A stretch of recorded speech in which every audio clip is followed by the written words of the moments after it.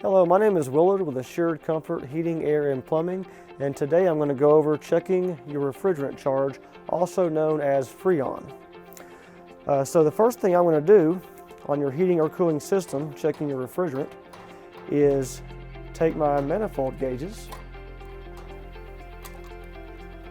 come to you have a high and a low side refrigerant line. I'm going to take my low side,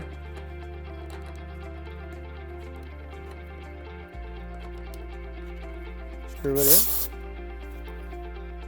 The pressure is then read on the low side valve and corresponding on the high side. You're going to hook the high side to the high.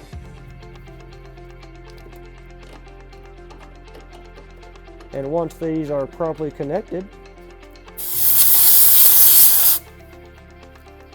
I'm going to turn the AC unit on, and I will then check the refrigerant charge on my manifold gauges.